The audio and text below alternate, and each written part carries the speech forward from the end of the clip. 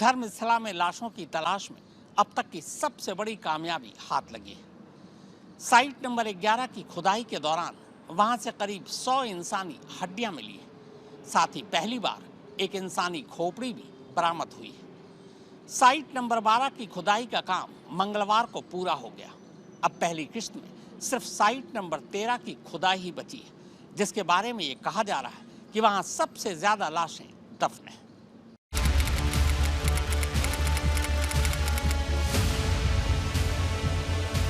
फिर वही लोग, फिर वही वक्त,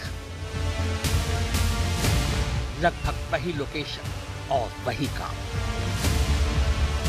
धर्मस्थला में लाशों या लाशों की बची खुची निशानियों की तलाश स्पेशल इन्वेस्टिगेशन टीम यानी एसआईटी अपने पूरे लाओ लश्कर के साथ इस जंगल का रुख करती है। सुबह 11 बजे और आज इन सभी को शिकायतकर्ता सफाई कर्मचारी की बताई 11वीं जगह पर खुदाई करनी है। 11वीं जगह पर यूं तो खुदाई सोमवार को ही होनी थी, लेकिन ऐन वक्त पर शिकायतकर्ता सफाई कर्मचारी के इशारे पर साइट नंबर 11 से करीब 100 मीटर दूरी पर खुदाई की गई। 7वें दिन की खुदाई का नतीजा आपको बताऊं, उससे पहले छठे दिन की तस्वीरें और खुदाई में बरामद चीजों के लगभग 7 घंटे की खुदाई के बाद काम खत्म हो चुका है और इसके साथ ही जंगल के अंदर से SIT, forensic team, scene of crime officers यानी सोको और तमाम मजदूर एक एक कर बाहर आने शुरू हो जाते हैं। जंगल के बाहर जिस जगह एसआईटी की वैन खड़ी थी, वहां पर तमाम मीडिया और पुलिस का जमावड़ा था। बहुत सारे आम लोग भी इस भीड़ का हिस्सा थे। इन सभी की नजर इस बात पर थी कि खुदाई के दौरान क्या कुछ हाथ लगा। तो चलिए सिलसिलेवार तस्वीरों के जरिए आपको इस खुदाई का नतीजा दिखाते हैं। छठे दिन की खुदाई खत्म होने के बाद शाम को जंगल के अंदर से जो पहला शख्स बाहर निकलता है, उसके हाथ में एक बकेट या बाल्टी जैसी चीज है। ये बाल्टी पूरी तरह से सील पैक है। शायद खुदाई के दौरान मिला कोई अहम सबूत इसके अंदर बंद है। उसके ठीक पीछे एक दूसरा शख्स जंगल से बाहर निकलता है, जिसके हाथ में एक लंबा सा सील पैक कोई ऐसी चीज है जिसके अंदर या तो कोई उपकरण है या फिर खुदाई में बराबर कोई सबूत था।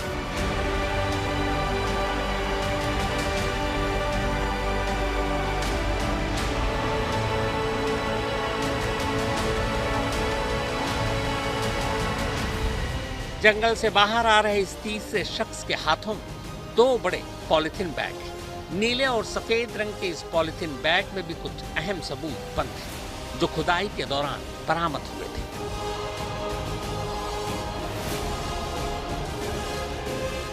जंगल से बाहर आ रहे इस चौथे शख्स के हाथ में भी एक बाल्टी है, जो पूरी तरह से सील है। शायद इसके अंदर भी कोई अहम सबूत है, क्योंकि इस बकेट को भी अच्छी तरह से सील किया हुआ है। पीछे पीछे आ रहे इस 5वें शख्स के हाथ में सफेद पॉलिथीन में पैक कोई सबूत है और साथ ही हाथ में एक बैग भी। जंगल से बाहर निकले इस छठे शख्स के हाथ में भी ठीक वैसे ही सफेद पॉलिथीन में लिपटा लंबा सा कोई उपकरण या उसमें बंद कोई सबूत है, जो इससे पहले दूसरे शख्स के हाथ में दिखा था। जो 7वां शख्स जंगल के अंदर से बाहर निकला, उसके हाथ में भी सफेद रंग की एक बाल्टी है, जो सील पैक है। 8वें शख्स के हाथ में एक फाइल और कुछ एनवेलप है। जंगल से बाहर निकल रहे इस 9वें शख्स के हाथ में 2 छोटे बॉक्स हैं।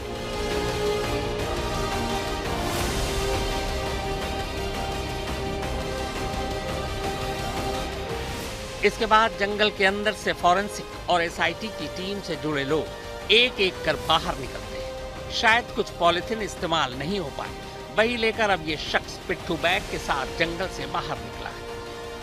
उसके पीछे पीछे फॉरेंसिक टीम में शामिल एक अफसर बकेट और पॉलिथीन में कुछ सामान लेकर बाहर आ रहा है।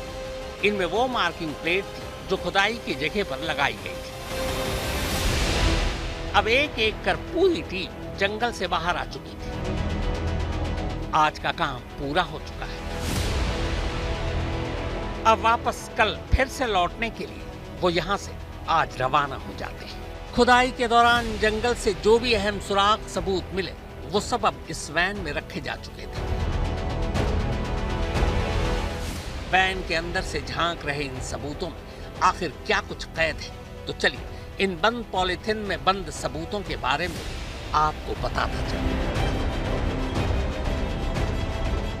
एसआईटी सूत्रों के मुताबिक साइट नंबर 6 के बाद दूसरी बार साइट नंबर 11 के करीब से शिकायतकर्ता सफाई कर्मचारी की निशानदेही पर की गई खुदाई में अब तक का सबसे बड़ा सबूत हाथ लगा है। इस खुदाई के दौरान लगभग 100 इंसानी हड्डियां बरामद हुई। पहली बार इंसानी हड्डियों के साथ साथ खुदाई में एक इंसानी खोपड़ी भी मिली है। खोपड़ी के अलावा जो हड्डियां मिली हैं उनमें रीढ़ की हड्डियां, जांग की हड्डियां और जबड़े की हड्डी शामिल है। एसआईटी सूत्रों के मुताबिक छोटी छोटी हड्डियों के अलावा रीढ़ की 2 लंबी हड्डियां भी मिली। जिस जगह खुदाई से इंसानी कंकाल के ये अवशेष मिले वहीं से लाल रंग की एक साड़ी भी मिली। ये साड़ी एक पेड़ से 6 फीट की ऊंचाई पर बंधी हुई मिली। एसआईटी सूत्रों के मुताबिक बरामद हड्डियों की संख्या को देखते हुए मौके पर मौजूद फॉरेंसिक एक्सपर्ट्स का मानना है कि कम से कम 2 इंसानों की हड्डियां हैं। इस जगह से निकलने वाला हर कंकाल इस केस को और भी गंभीर बना रहा है। हर कंकाल एक नए राज की ओर इशारा करता है, एक ऐसा केस जो अब तक अंधेरे में दबा था। स्पॉट नंबर 11A की खुदाई में भी कंकाल मिला है। अब दूसरे स्पॉट से की खुदाई जारी है। 100 के भी आसपास हड्डियां के टुकड़े अब तक मिले हैं। ये अवशेष सालों पुराने हैं और ऐसे से भी सबसे अहम कड़ी बनेगी फॉरेंसिक जांच, जो तय करेगी कि सच्चाई क्या है, क्या किसी को बचाया जा रहा था या कुछ छुपाया जा रहा था। इस बीच शिकायतकर्ता सफाई कर्मचारी और 2003 में धर्मस्थला से गायब हो गई MBA फर्स्ट ईयर की स्टूडेंट अनन्या भट्ट की मां सुजाता भट्ट के वकील मंजुनाथ एम ने एक बयान जारी कर दावा किया है कि सोमवार की खुदाई के दौरान कम से कम 3 इंसानों के कंकालों के अवशेष यानी हड्डियां बरामद हुई। इनमें से एक महिला की। वकील मंजुनाथ ने अपने बयान में यह भी कहा कि जंगल के अंदर पहाड़ी पर चढ़कर जाने के दौरान सर्च टीम में शामिल कई लोग फिसलकर गिर पड़े और घायल हुए। दरअसल शिकायतकर्ता सफाई कर्मचारी के सामने आने के बाद 22 साल पहले गायब हो गई मेडिकल स्टूडेंट अनन्या भट्ट की मां सुजाता भट्ट भी धर्मस्थला पहुंची।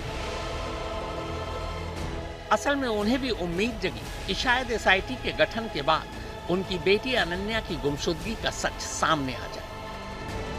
2003 में अनन्या, जो कि उडुपी के Manipal hospital and medical college में MBBS की फर्स्ट ईयर की स्टूडेंट थी, धर्मस्थला घूमने आई थी। धर्मस्थला में अनन्या के कई लोकल दोस्त थे। जिस शाम अनन्या धर्मस्थल पहुंची तब लोकल दोस्त उसके साथ थे।